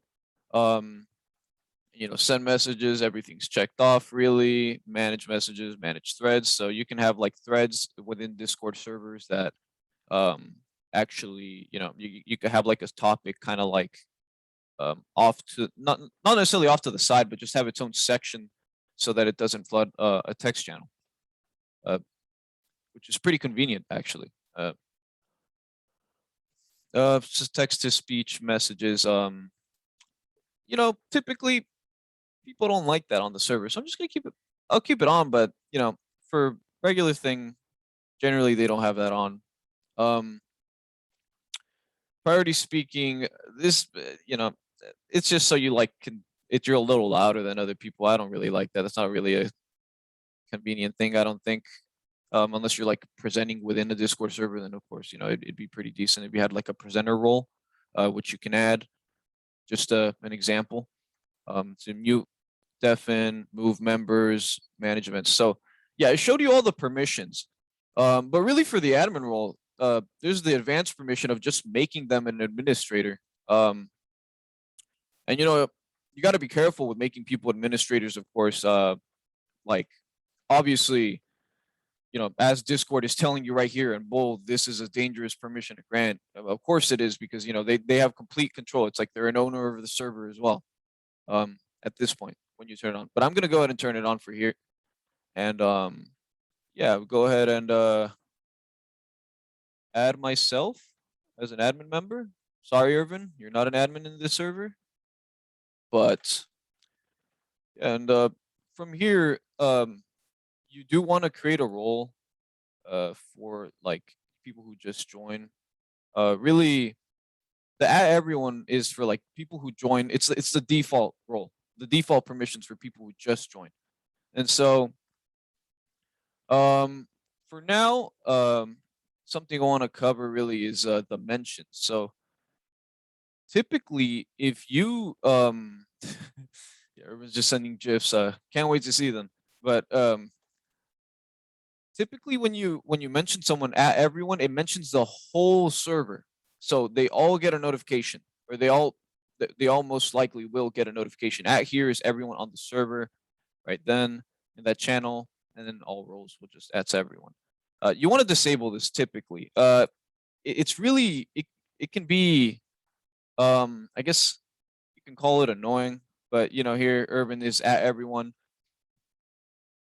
The reason being is because if you have a larger server and people don't really know like what is acceptable for like, you know, adding everyone, what's worthy of adding the entire server for what you're going to say, you know, you can't add everyone and say hi. And that tends to be a problem on Discord servers or, you know, any sort of server like this. So yeah, like right here, I'm getting at everyone hi from Irvin. And so I don't think we can see that. oh, actually, I think I'm gonna go ahead and share my whole screen. Sorry. My apologies. This should be good. Can everyone see my whole screen now? Go ahead and send a message, Urban, again. Add everyone hi. Should be able to see it now. Right here, I have the app, but you know, you don't have to download the app if you don't want it. You could actually just use Discord completely just through the browser, like I'm doing here. I also have it over here. But yeah, Right now, I still see your role, the role page. you see the role page. Can you see the taskbar? Yeah. I Oh, can't but see. You can't see what? The server. Oh yeah, yeah. Okay, yeah. Sorry. Yeah, the server's right here. So yeah, There you go. you don't want this happening right here. Really, it's like an inconvenience, I guess, because you know typically everyone's and all that are used for like more important information, but you could put it in announcements or resources, whatever you really want, like that. Yeah, you see these type of messages. You know, these two, I mean, right here, not really convenient. Discord is also somewhat smart in that it's maybe seeing he's trying to present and trying to hide some notifications and such. Like Yeah. the copy link was hidden. So that's not guaranteed to happen, but something you should be aware can happen. It's trying to protect him in case he was streaming to Twitch or something. Yeah, really, you can actually enable that yourself. It's called streamer mode, and it does that. It disables that. It also disables notifications from other servers that you're not currently looking at, I believe. You could do that in your settings, your user settings. It's its own little thing right there. And you see streamer mode is enabled, so you can't see my account information. If you go to your own settings, you will be able to see your account information, your user profile, your privacy, safety, everything like that. And I'll go over like user privacy and, you know, security later on. But for now, really just like the basics of covering of moderating the server. So I already showed you the roles. We created the admin role, and so what you can do is create another role for the people who just joined, and let's just call this I don't know. I guess you can call it, you know, or Max, when he was when we were going through this, he called them schmucks. You probably shouldn't do this. This is kind of mean, but just for the sake of the presentation and respect to Max who couldn't make it, I'll go ahead and put it like that as well. And you can go through permissions. This is just going to be the default role for Discord. And what I'm actually going to do is I'm going to disable view channels in a bit, but for now I'll leave it like this. And I'm going to go ahead and add Irvin. He is now schmuck and a role. Now he has a role, I mean. it should, I could actually enable his right here. So roles, schmucks, permissions, and wait, display. There you go. Display it separately. And there you go. Now you have it split off on the side. It's very organized, very neatly. When you have the crown next to your name, that just means you're the server owner. Yeah. And not to go more into the moderation, really from here, there is like obviously the moderation tab, and I'll actually disable streamer mode just for this. Not that I'm just go ahead and disable it right here because I have to show you the moderation tab for the server. So you go to moderation, and there's verification levels actually. So if you created an account for this, maybe some of you did, it asks you to verify your email address. And on servers, the reason it's important to verify your email address on Discord is because on some servers you won't be able to join if your email address isn't verified. That's a, you know, if you can't verify your email address, you know, there's going to be a lot of servers you won't be able to join, and that's just the lowest moderation verification level. These are built in to the Discord servers. Low, must have a verified email on their account. Medium is must also be registered on Discord for longer than 5 minutes. So no one can just create an account and just I don't know, bombard your Discord server with messages like right away at least. High, you know, you have to be a member for more than 10 minutes. And then highest is actually you must have a verified phone number on the Discord account. So you need to have 2-factor enabled, which is a feature on Discord as well, which I will cover later. But for now, I'll keep it on none. This media content filter. This is just really you can. It's like if you're on a public server, you can make it so it scans media for members without a role. But we're just going to keep that off as well for now. So now that we have covered that, I can go ahead and cover just kicks and bans. So it's very simple. I'm sure all of you understand how kicking someone and banning someone works on a Discord, well, just in general. But the concept of banning someone is they're by account and by IP, but you don't have to ban someone. Let's say I don't like what Irvin's sending. Really, you go to the user and you right-click them, and you have 2 options to either kick or ban them. So yeah, I'll use it. He keeps sending messages. I really don't like him, or he's sending something inappropriate. You have the options to kick or ban them. And if you ban or kick them, they will show up in this list right here. Right now I have no bans. I'm not going to ban Irvin, but maybe I'll ban him later, but not right now. And so, really, when you kick someone, it actually they can join back. I mean, obviously, it all depends on your invite links, which I have right here, the ones that I sent to Irvin. I can actually make the invite link invalid. If I just click it here, he won't be able to send it to anyone else. He won't be able to click it again to join again. So just so you know, your invite links, you can manage them. Nope. Just so you know, people don't, you know, join when you don't want them to. And it tells you how many uses there are too.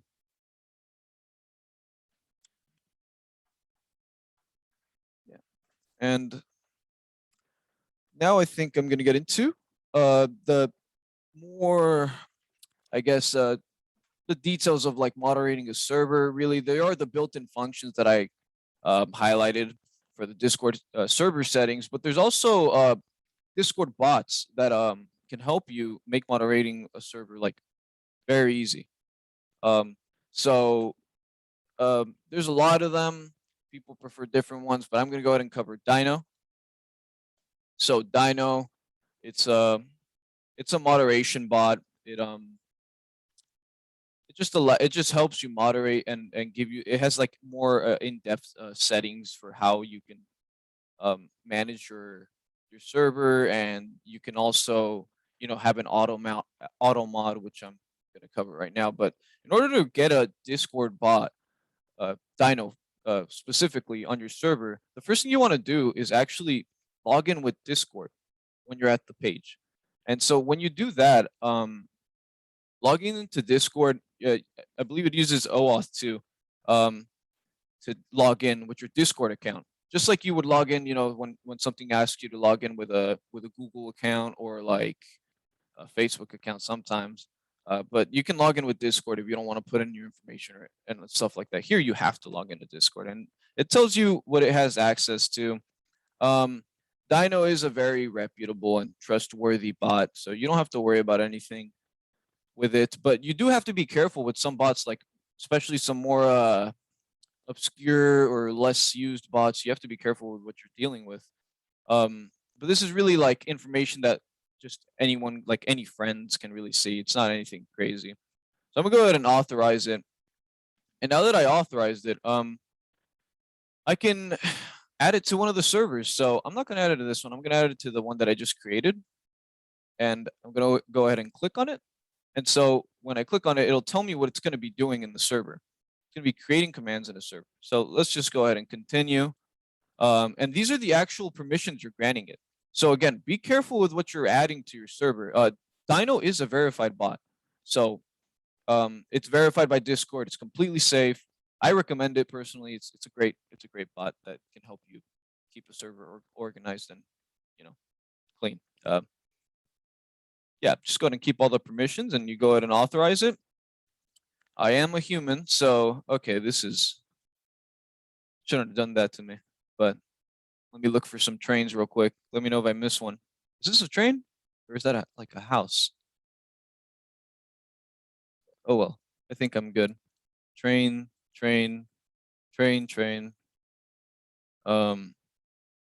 Okay. All right, I'm good. I found all the trains. When you first get started on Dino, it's going to ask you for like what prefix you want to use in your commands. So when you're on a Discord server, a prefix for the commands would be question mark by default. And so I'm just going to leave it how it is. Choosing your time zone, you don't have to choose your time zone, but I'll show you how the commands work right now. This is the updates channel, and for now, I'm going to go ahead and you could create a channel that could be like for updates, or if you use the template like I did, you can actually I would just click announcements for now as your updates channel, and we do not want to pay $5. So yeah, let's get started with the auto mod. There are different like things that Dino can do. There's many things Dino can do, but I feel like its real strength is in its auto mod, and you can just go ahead and enable it by switching this on. You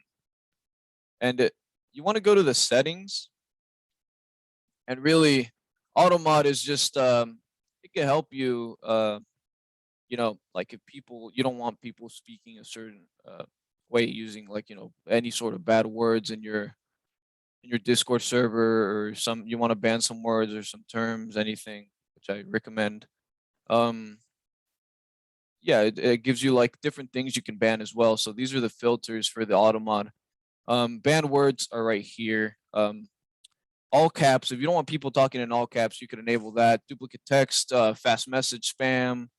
So if I enable that, Urban won't be able to send messages as fast as he is, but I'm going to leave it like that for now. You could also, if someone sends a Discord invite within the server, you could disable that as well. You can make it so that it gets deleted. You don't want people shilling their servers on your Discord. Go ahead and make the auto mod delete those. Mass mentions gets rid of everyone and stuff like that. Emoji spam, you know, everything you see here. The banned words, really, it's just like it's like slurs or everything. But you could these are like the default ones, but you could add your own if you won't want. Like, let's say I don't want people saying something like, I don't know, like what if I don't want people saying that? It doesn't have to be necessarily bad words or slurs. If I don't want people saying my name, I could just, you know, put my name, and I don't want you to say my name on the server. It's banned. I'm not going to do that, but really it's up to you with this. It's there's a lot you can do with the auto mod, and yeah, there's other things that I wanted to highlight. for Dino. So give me 1 second here. You to set something up. So when you have Dino on your server, it's going to show up as a bot right here on the side. I already added it. If you click on it, it'll give you a little more information. You know, it has a little about me, the Discord bot to make server management and moderation easy. Follow your favorite streamers, run giveaways and more. Sure. So for the command prefix, it's a question mark. So you do a question mark, and let's say I want help. If I type question mark help in the Discord text channel, it could be any of them. I'll get a DM from Dino. Dino is the bot. It's DMing me with more information if I need any help. It has guides, commands list, Dino status, add Dino on my server, which I already did. Yeah. So for Dino, you wanna, it makes its own role, but you wanna make sure Dino is above the role, the like bottom role, basically, the schmucks. Or when it comes to roles, it's actually really, if a role is below another role, it can't edit anything about that role. So it's like a hierarchy, really. It's just top to bottom, who has the most permissions, or who can, not really who has the most permissions, but who can interact with others. And here is probably how you want to have your moderation role set up. But you could also have it like this if you want. It's not a big deal. Yeah, and so for here, I'm gonna go ahead and check out the modules. I already enabled the auto mod, so everything that needs to be banned is banned. What I can do also is actually where the filter options. Actually, you know, there are other things. I think I'll go ahead and actually enable the action log, which is what I mentioned earlier through the announcements text channel. I could just go ahead and select the announcements, and I don't know, it's any logs when someone joins or when someone leaves or when someone gets banned, it'll be reported here. So when I have this enabled, it should be all good. And you know, Dino isn't the only moderation bot. There's like Me6 and security bot. Me6 is really more like, you can tell just by the website. It's a lot more gaming oriented, and there's like interactions with Twitch, but really they share a lot of characteristics. It really just comes down to how you want it. I think Dino is a lot more well-rounded, but they share like pretty much 90% of their features, I guess. Maybe like that's an exaggeration, but yeah, this is more for like gaming. So if you want to have like a server with your friends just for like games, this is perfect. There's also security bot, which is actually a lot more, it leans more towards just keeping spammers off your server and keeping any sort of like just risk on your server out. Any sort of like, you could get your server nuked by like, you know, a huge spam of messages. And the security bot, all these bots can actually deal with it, but security bot is actually like focused on strictly that, just managing your server, and right here it says anti-nuke capabilities. So, you know, yeah, I recommend all of these. These are all great bots. It really just comes down to what you want to get out of them. Yeah, so I think really Dino, like I said, it is the more well-rounded one, and you know, in the dashboard, I think it's very, it just shows me everything. If you want to moderate your server, you can just moderate it briefly with the Discord open and the dashboard open. And it'll show you what everyone has been doing while editing the server. If you have other people with admin permissions, you know, stuff like that. So I believe that when you make a Discord server, you need to make sure that the people joining are people and not bots that would, you know, cause some sort of problems in your server. I think that you should add almost every single time, add some sort of verification for a server. So this is a bot that can actually, it's called yet another general purpose Discord bot. I'm not going to say all that. It's just yet another Discord bot, maybe. Yagapadaba, if you want to say that as well. This has a verification feature, and I'm going to go ahead and add it to the server as well, just to prevent, any bots from joining. And so I think, I need to, oh yeah, so I go ahead and click add to server. And it's the same process. It's just going to see, this is just for like myself, the access to my account. It's not anything huge. Go ahead and authorize it. And once I'm in, I can go to the top right over here. And I can, oh, it's right here, select server. And I can add this bot to my server right there. And once I do this, it has the same purpose as Dino, but we're going to do something a little different with this one. It's going to create commands in the server, sure. But, same things, like I said before, careful what you add, but this is another verified bot, very trustworthy. Go ahead and authorize it. I am a human. See, just go ahead and find all the trains again. That's a train. That's a fire truck. That's a trolley. Maybe that's a train too. A trolley train. No, okay, it worked out. So the bot has been added to my server, and I can see it right here. It just joined. And I'll go ahead and make sure that it has its proper role. So just go ahead and put it above schmucks, and it doesn't have to be above admins, but it's not I don't think there's a big difference really. So to get started with your server and this bot, you want to go ahead and click up here and click your server, and then want to head over to the tools and utilities, and you want to go ahead and click verification, because that's what we're going to be using this bot for, verification. And before I use this, I actually wanted to use an example of the cyber competitions Discord server. Oh, what is all this? Oh, I opened a tab for the image. So I can actually join the cyber competitions Discord server, and I can go ahead and send you the link as well, the invite link. Ignore my purchases from some other day. When you first join this server, so you can tell that the moderation, it's making me wait 10 minutes. So this is it's above medium in terms of the moderation, the built-in moderation, but also I can't see any text channels aside from these three. So that's probably not right. I have to, I can see the rules, and I can see the events, and I can open up a ticket for support, but I can't see anything else. And the reason is because I haven't verified myself yet. So you get a DM from the bot, and it's asking you to solve a CAPTCHA. And are you a bot? I don't think I am, so I'm going to go ahead and click on it. And here for this server, they have rules and verifications. The rules that we just saw, and you got to read all those before you go in. You have to verify you're not a bot, and once you hit continue, you go back to the server, and you can see everything. So I can type, I can see the text channels that I'm allowed to see as a regular user.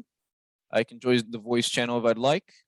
And yeah, that's a good example of this bot. So in order to integrate it into our server, we must head over to the control panel. Gotta close this. And you want to click this switch, save it. So the important thing is that the verified role is actually going to be the schmucks. That just the default one, basically. The role that you want people to be when they first join the server. So yeah, for us it's the schmucks. That's who's going to be the initial verified user. Yeah, once you have it on and everything, and you go ahead and save it. Now if let's say I click on server, if I go ahead and sorry, I'm used to opening the application itself. Go ahead and click general, and I don't know, let's say I guess I already gave an example of really how it works when you join a server and it doesn't let you see anything before you verify yourself. For the control panel, and you already enabled the verification, so it's going to have the same like effect. The thing is, in order to make it so they can't see any text channels, you need to go to the server settings, and so this is the verified role, right? But when someone first joins, they don't have that role. So what you want to do is you want to go over to the, I believe it's the default permissions, and you want to make sure, if you want it to be like the server I just showed you, like where they can't see any text channels, you could just make at everyone, which is when they first join without verifying. That's where they're going to end up under those permissions. You could just click view channels. They can't see them anymore. And so if you want to go ahead and run through the verification yourself as well, I'll go ahead and create an invite link for you, and you can go ahead and try it out yourself. Urban already sent one, but if you haven't joined, or you could leave the server and you want to test it out and rejoin, there's an invite link. Yeah, so that's how you add the verification. Really, I think crucial part of moderating, especially a larger server. You see here, we have people saying no rules, no moderation. So you don't want people saying this, kick, ban, whatever you want to do. I just think it's very important to have something to verify your users, and also have an auto mod to really prevent spam, and also keep your server, from sending any sort of like malicious, I don't know, links, or you can also any invite links to Discord servers you don't want people to join. Those might be malicious as well, not inherently by clicking on them, but who knows what they're sending in the other ones. Yeah. So after adding this, we can actually make it so when someone joins, obviously we saw the rules earlier, but you can also add something here yourself and have your own rules. So for me, it's just going to be nice. And like we saw earlier, there was the list of rules. For me, it's just going to say be nice. And that's my only rule on this server. So far, I think most people are being nice, but I don't know. I'll check it out later. That's how they ended up putting their rules in the verification page. They just put it under this verification content.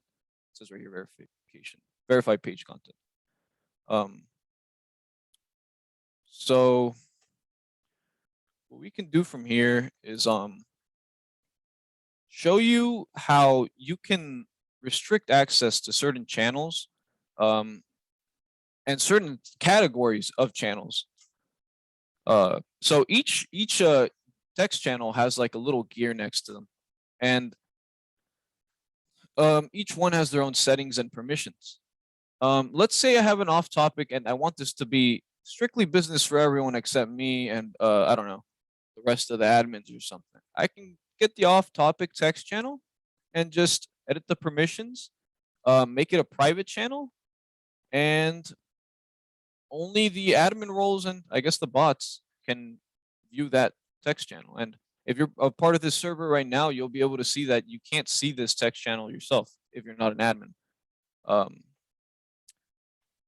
So, if you want to hide any text channels, or, you can hide voice channels as well, same settings, permissions. This could help out to really separate everything you want to have separated. You could have you can add new sections, or you can edit specific sections. Like, let's say I don't want people talking outside of a certain role. You can edit the category. Sorry, not sections, category. The drop downs. You can edit the categories and edit the permissions of everything under that as well. So if I wanted to make the voice channels private, it would be the same thing, make it private, but I'm gonna keep it open for everyone because I want people to speak in my server outside of the admins. So if anyone has rejoined, if anyone has joined the server, you would actually see something right here under the role. It says schmucks right now, but it would also say verified next to it because of the Discord bot already verified them, and that's a way to check, you know, like whether they're verified. I mean, they are verified if they're already in the server and under schmucks, but that's just a neat little thing. And so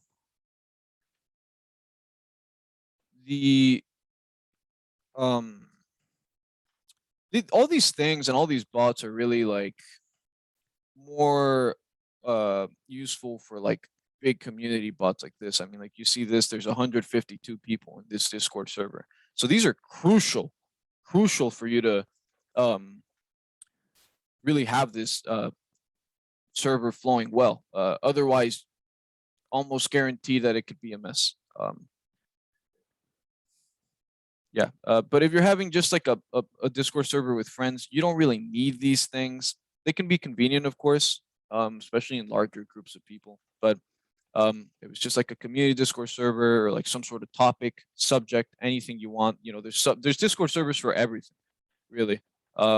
There's some for, you know, specific programming languages, specific jobs, and some specific types of, I don't know, food. Really, it's anything you can find. But I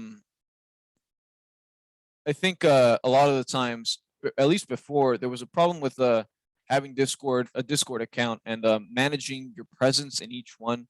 So let's say you have a Discord server that is more oriented for like maybe something a little more professional, or I don't know. And then you have another one that's like, let's say this one isn't something like that. Where they're sending like sheep gifs and stuff.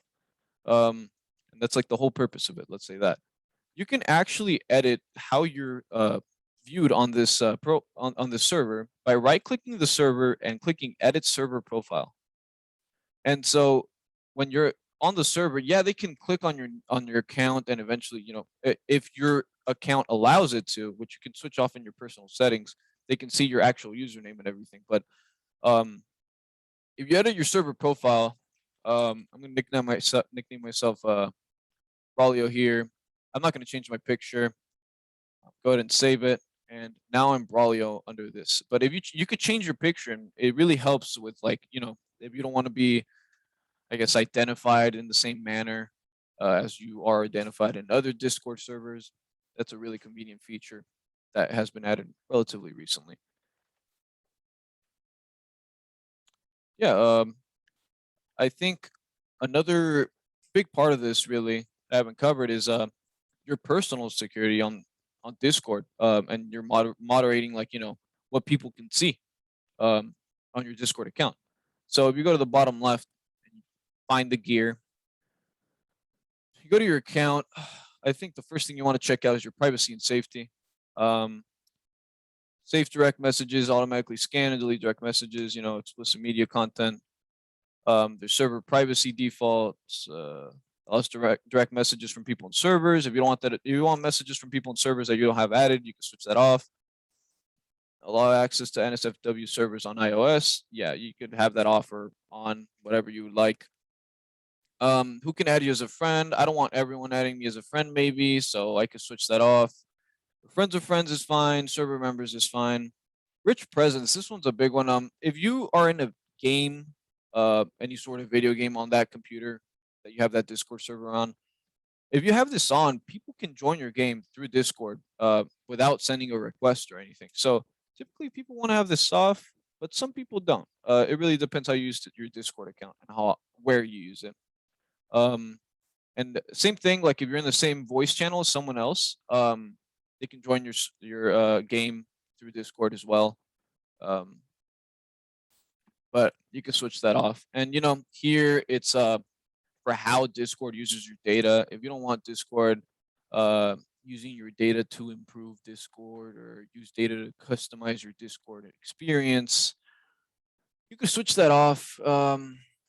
You can also you could also request your data, get a copy of your personal data, which could be something interesting for a lot of people. the big thing though really is enabling your two-factor authentication. I feel like that's very crucial to really having a secure Discord account, and I recommend everyone who creates a Discord account does that. Really, it's a very simple process. You type in your password, ask for like your authentication code. You know, use your authenticator app to have your codes ready for whenever you log in from a different device, or if you log in ever. And I recommend you do that. And you know, some Discord servers require you to have two-factor enabled, and you can do that for yours as well, like I demonstrated earlier. And this is it's a big thing, big requirement. A lot of people don't actually have theirs verified. I recommend you do. You know, the lowest one is that you have your verified email, but if you want them to have two-factor, and you know, make sure 100% that this account belongs to this person and is used in a trustworthy manner, I guess, or you just want them, maybe you just want your users to be secure users, you could have it on the highest moderation setting. And I'd advise to at least have it at medium, or at least low. Don't have it completely off, because that can lead to some problems. And like I said before, you know, especially in bigger servers. I believe that when you have all these things enabled, it can lead to a much better experience on Discord, because I mean, before, without taking these things into account, any like Discord bots, or you know, personal safety like that, and privacy, and you know, the connections and everything, it can be a bit, it's a completely different experience, really. There are authorized apps and connections. Authorized apps, I authorize the bots, you know, but also the connections, I think, is a big thing, because Discord is really convenient when it comes to these connections that I'm showing here. A lot of these things are like, if you use these things with Discord, it can be very convenient. You can use GitHub, Reddit, but maybe you don't want these things, you know, displayed on your Discord account, which I completely understand. Before Discord connects any of your accounts, it'll ask you if you want it connected. So connecting your Spotify, it'll ask you before. It'll show like a little bar at the top to see if you want to connect your Spotify account with your Discord, and people can see what you're listening to, or yeah, stuff like that. It works with all these applications, how they you know, respectively, how they function. They could function within Discord or interact in a certain manner. I personally don't like to connect my Discord with different applications. Can get a bit messy. I don't know, but yeah. I think overall, I think Discord really with all these moderation steps in mind, I think you can lead to a very good and secure experience. Only thing really is that there is no end-to-end encryption between messages, and I believe the biggest reason for that is, okay, it's a free service, so you know, maybe probably data is taken, but you know, you could turn it off obviously in the settings, I'll let you, but you know, it's still, there's still no end-to-end encryption. So the thing is, when you're DMing someone or anything like that, you can report specific messages, and this is I can't report the spot, but I'm not sure where I can find an example, but it allows you to report specific messages in different servers, or like directly to you. And I'm guessing that's like two conflicting things. Of course, I think end-to-end encryption would be honestly a great feature to add to Discord, but that's what it is missing. It's just, I believe it's just standard encryption for Discord. So yeah, that's I guess that's something you can differentiate it. You can compare with like Slack. I believe Slack may have end-to-end encryption. So I think what I'd like to do now is let's try to get, if you have a Discord account, we already have like 3 people on the Discord, but I really encourage you to join this right now, because I want to exemplify really like the problems that you might run into if, let's say, you add a bot that doesn't end up being actually trustworthy. And so first, I'd like to thank Miguel Baez for letting us use the Discord bot that he created, which actually does something that I guess you could consider a bit malicious, but it's just a little demo example. It's not anything that we actually used or anything. So here I have the Discord bot link. And if I want to add it to a Discord server, let's say, look, this is just a bot demo. It seems innocent enough. It has a happy little bot in the picture, and I trust it, and it's recommended, and a couple people use it from the website that I'm looking at. But if I add it to my server, and if you have someone as an administrator on your server, and they add it to the server because they have the permission to do that, you really need to make sure who you check who you're giving administrative powers to, because let's say I'm not the server owner and I decide to add a bot, and it doesn't have to be on purpose, but you need to add people that you can trust, because it can lead to a lot of problems. It could completely lock you out of your own server. Okay, I can't find the trains apparently. Motor bus.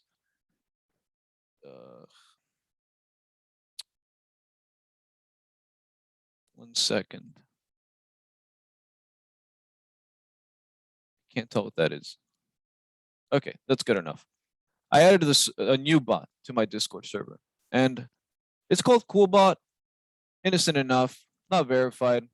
Not all unverified Discord bots are malicious, but if someone is to add a bot to your server, they can really just, it really just takes one command to just lock everything out.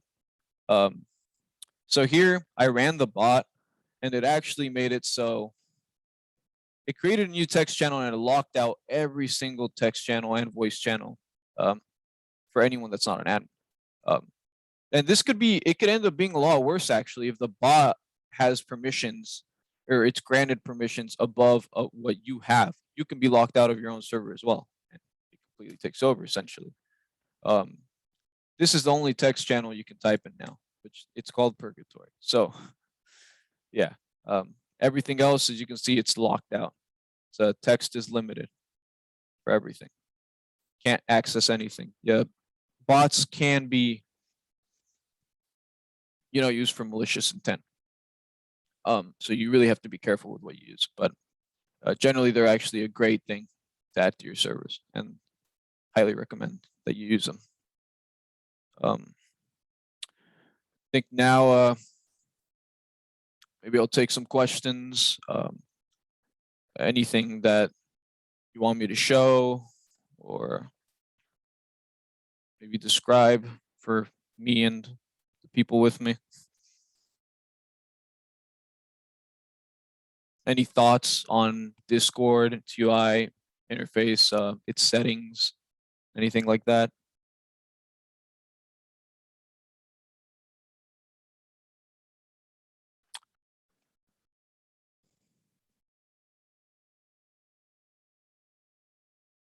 Okay, well, I believe this really concludes our Discord presentation, Discord security presentation.